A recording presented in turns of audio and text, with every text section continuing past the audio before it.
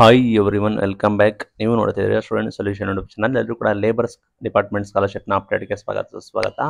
Labour department ಸ್ಕಾಲರ್ಶಿಪ್ಗೆ ಅರ್ಜಿ ಆಹ್ವಾನ ಮಾಡೋದು ನೋಡ್ತಿರೋ ಹಾಗೆ ಲಾಸ್ಟ್ ಬಂದ್ಬಿಟ್ಟು ಇವತ್ತಾಗಿದೆ. ಯಾರು ಅಪ್ಲಿಕೇಶನ್ ಹಾಕಿಲ್ಲ ಆದಷ್ಟು ಬೇಗ ಅಪ್ಲಿಕೇಶನ್ ಹಾಕಿ. ಪ್ರೊಬಬಲಿ ಎಕ್ಸ್ಟೆನ್ಷನ್ ಕೂಡ ಮಾಡುವ ಸಾಧ್ಯತೆ ಕೂಡ ಇದೆ. ಬಿಕಾಸ್ ಇದು ಕೂಡ SSP ಪೋರ್ಟಲ್ ನೀವು ಅಪ್ಲಿಕೇಶನ್ ಹಾಕೋ ಕಾರಣ ನಿಮಗೆ ಕೂಡ ಎಕ್ಸ್ಟೆನ್ಷನ್ ಕೂಡ ಮಾಡುವ ಸಾಧ್ಯತೆ ಕೂಡ ಇದೆ. ಆಯ್ತಾ, ಇದು ಬಂದ್ಬಿಟ್ಟು 155,214ಗೆ ನೀವು ಕಾಂಟ್ಯಾಕ್ಟ್ ಕೂಡ ಮಾಡ್ಬೋದು. ಅಮೌಂಟ್ನ ಹಾಕ್ತಾ ಇದ್ದಾರೆ. ಆಯ್ತಾ, ಬೇರೆಯವರು ಅಮೌಂಟ್ ಕೂಡ ಬರ್ತಾ ಇಲ್ಲ ಅಂತ ಹೇಳಿದ್ರೆ ಈ ಇಲಾಖೆಯಿಂದ ಕೂಡ ಅಮೌಂಟ್ ಬರ್ತಾ ಇದೆ. ಬಟ್ ಅಮೌಂಟ್ನ ರೆಡ್ಯೂಸ್ ಕೂಡ ಮಾಡಿದ್ದಾರೆ. ಶೈಕ್ಷಣಿಕ ಸಹಾಯಧನಕ್ಕೆ ಯಾರು ಅಪ್ಲಿಕೇಶನ್ ಹಾಕಿಲ್ಲ ಆದಷ್ಟು ಬೇಗ ಅಪ್ಲಿಕೇಶನ್ ಆಗಬೇಕಾಗುತ್ತೆ. ಮೇನ್ ಥಿಂಗ್, ಕೆಲವರಿಗೆ ನಿಮ್ಮ ಯೂನಿವರ್ಸಿಟಿಗಳು ರಿಜಿಸ್ಟ್ರೇಷನ್ ಆಗಿರೋದು, ನಮ್ಮ ಕಾಲೇಜುಗಳು, ನಿಮ್ಮ ಕಾಲೇಜುಗಳನ್ನು, ನಿಮ್ಮ ಸಂಸ್ಥೆಗಳನ್ನು ರಿಜಿಸ್ಟ್ರೇಷನ್ ಕೂಡ ಮಾಡ್ಕೋಬೇಕಾಗತ್ತೆ. ನಿಮ್ಮ ಕಾಲೇಜುಗಳಿಗೆ ಯಾವುದು ತೋರಿಸ್ತಾ ಇಲ್ಲ ಅವರಿಗೆ ನೀವು ಮಾಹಿತಿನ ತಿಳಿಸ್ಕೊಟ್ರೆ ನೀವು ರಿಜಿಸ್ಟ್ರೇಷನ್ ಆದರೆ ನಿಮಗೆ ಯಾವುದೇ ರೀತಿ ಸಮಸ್ಯೆ ಇರೋದಿಲ್ಲ. ಸ್ಕಾಲರ್ಶಿಪ್ ಬಂದ್ಬಿಟ್ಟು ನಿಮಗೆ ಬರುತ್ತೆ. ಆಯಿತಾ, ಯಾರಿಗೆ ಸ್ಕಾಲರ್ಶಿಪ್ಪು ಕ್ರೆಡಿಟ್ ಕೂಡ ಆಗಿಲ್ಲ ಅಂಥವರು ಆದಷ್ಟು ಬೇಗ ನೀವು ಡಿಪಾರ್ಟ್ಮೆಂಟ್ನ ಚೆಕ್ ಮಾಡ್ಕೋಬೇಕಾಗುತ್ತೆ. ಇದು ಇಲಾಖೆ ಬಂದ್ಬಿಟ್ಟು ಬೇರೆ ಬೇರೆ ಇಲಾಖೆಗಳು ಇರ್ತವೆ. SSP ಡಿಪಾರ್ಟ್ಮೆಂಟಲ್ಲಿ OBC ಡಿಪಾರ್ಟ್ಮೆಂಟ್ ಅಂತ ಕೂಡ ಬರುತ್ತೆ.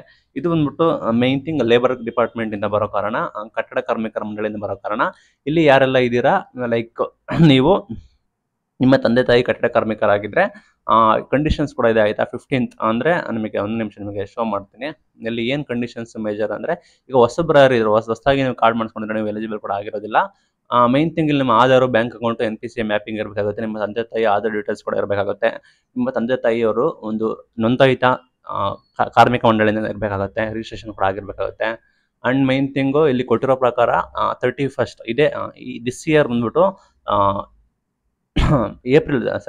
ಮೇ 31st ಒಳಗಡೆ ಯಾರು ರಿಜಿಸ್ಟ್ರೇಷನ್ ಕೂಡ ಆಗಿದ್ದೀರಾ ಅಂಥವ್ರಿಗೆ ಮಾತ್ರ ಎಲಿಜಿಬಲ್ ಅಂತ ಹೇಳಿದ್ದಾರೆ. ಲೈಕ್ ನಿಮ್ಮ ತಂದೆ ತಾಯಿಗಳು ನೀವು ಕಟ್ಟಡ ಕಾರ್ಮಿಕರಾಗಿದ್ದು ಅವರು ಬಿಫೋರ್ ದಿನಾಂಕ 31/5/2025 ಅದ್ರ ಒಳಗಡೆ ನೋಂದಣಿ ಆಗಿದ್ರೆ ಮಾತ್ರ ಅವರಿಗೆ ಎಲಿಜಿಬಲ್ ಕೂಡ ಆಗ್ತೀರಾ. ಆಫ್ಟರ್ 31/5/2025 ನಂತರ ರಿಜಿಸ್ಟ್ರೇಷನ್ ಆಗೋರಿಗೆ ಈ ವರ್ಷ ಬರೋದಿಲ್ಲ. ಆಯಿತಾ, ನೆಕ್ಸ್ಟ್ ಇಯರ್ ಅಂತ ಅದು ಅಪ್ಲಿಕೇಬಲ್ ಆಗುತ್ತೆ. ಬಿಕಾಸ್ ಕಂಡೀಷನ್ಸ್ ಕೂಡ ಇರ್ತವೆ. ಆ ಕಂಡೀಷನ್ಸ್ ಪ್ರಕಾರ ಅವರಿಗೆ ಸ್ಕಾಲರ್ಶಿಪ್ ಕೊಡ್ತಾ ಇದ್ದಾರೆ.